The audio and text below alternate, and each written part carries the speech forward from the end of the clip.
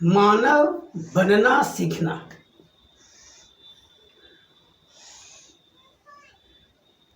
हम कैसे मानवीय मूल्यों की रक्षा कर सकते हैं, कैसे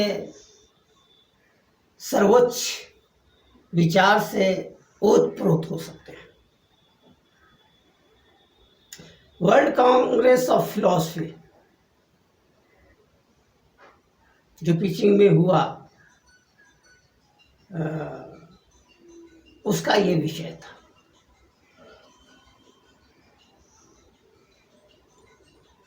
अभी तक व्यक्तित्व निर्माण की जो प्रक्रिया है, जो संक्रमण है, जो उद्देश्य है, वो तय नहीं हो पाया है। यह सबसे बड़ी विडंबना, सबसे बड़ा दुखद बात है। हम कैसे मानव का निर्माण कर सकें? मानव का आदर्श क्या हो सकता है? क्या मानव के लिए जिए, यही अधिकतम उद्देश्य है कि और भी कुछ उद्देश्य हो सकता है? सर्वश्रेष्ठ मानव का विचार, सर्वश्रेष्ठ विचार वह अखंडता की अनुभूति के पश्चात ही हो सकता है, जो प्राचीन सभ्यताओं की देन है।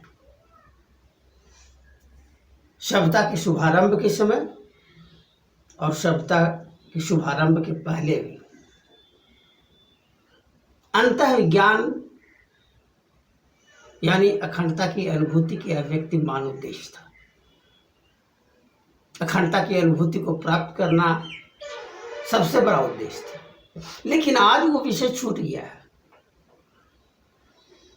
आज अधिकतम हम सोचते हैं तो हमें लड़ाई झगड़ा नहीं करना चाहिए, हमें शिक्षा का प्रचार प्रसार करना चाहिए, हमें अच्छा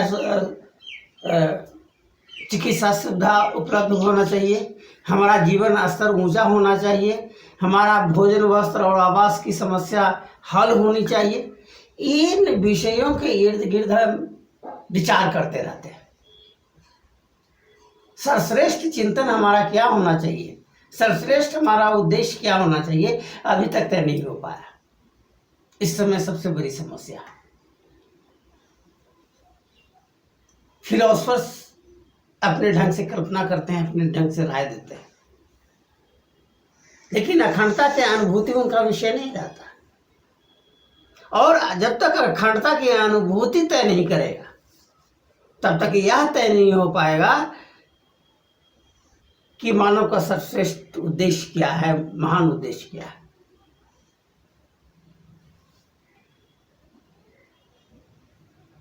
अभी तत्काल जो समस्या है मानव समाज का, वह सामाजिक स्तर पर सबसे दुखद स्थिति है। 5000 साल पहले जब मानव सभ्यता ने नींव डाली, उस समय इतना दुखद स्थिति नहीं था जितना दुखद स्थिति आज है।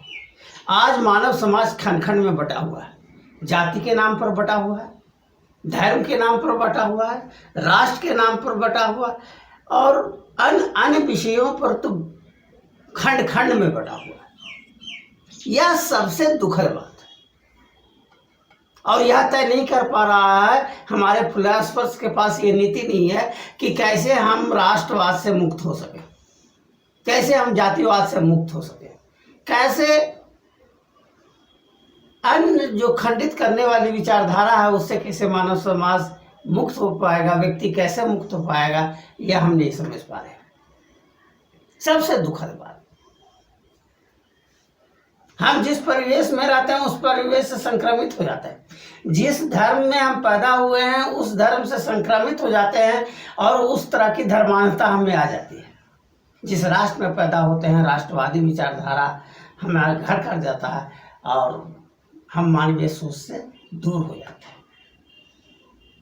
हम जिस जाति में पैदा होते हैं जातीय संक्रमण से ओतप्रोत होकर के हम जातिवादी बन जाते हैं। इन समस्याओं से मुक्त होना है, और इन समस्याओं से अगर मुक्त होना है हमें, तो अखंडता की अनुभूति यानी अंतःविज्ञान को समझना नितांत जरूरी है। और अंतःविज्ञान का जो सिद्धांत है वह प्राचीन सभ्यताओं में मिलता है, धातु युग से पहले मिलता है और विविध कालों में मिलता है। लेकिन शासक के संरक्षण के अभाव में शासन का वो उद्देश्य नहीं हो जाने की वजह से हम उस विषय की ओर अग्रसरित नहीं होते हैं। यह सबसे दुखद बात है। हाँ, हम पैदा हुए, इंसान की अपनी आवश्यकताएं हैं, भोजन, वस्त्र और आवास की समस्याएं हैं, चिकित्सा व्यवस्था की सुविधाएं चाहिए, शिक्षा का सुविधा चाहिए, लेकिन इन सब विषयों को प्राप्त करते हुए, उपलब्ध कराते हुए हमें अखंडता की अनुभूति सर्वश्रेष्ठ विचारधारा है, सर्वश्रेष्ठ लक्ष्य है, यह हमें मान के चलने की ज़रूरत है। तो जब हम इन विषयों की चर्चा करेंगे तो अंतर्विज्ञान की अभिव्यक्ति की चर्चा होगी, जो प्राचीन सभ्यताओं में मिलती है।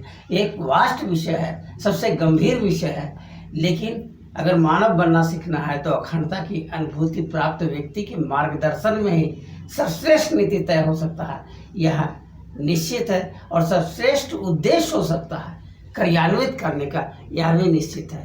तो 24वें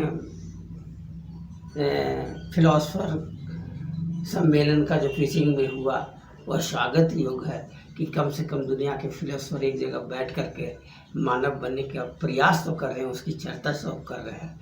यह स्वागत योग्य कदम है।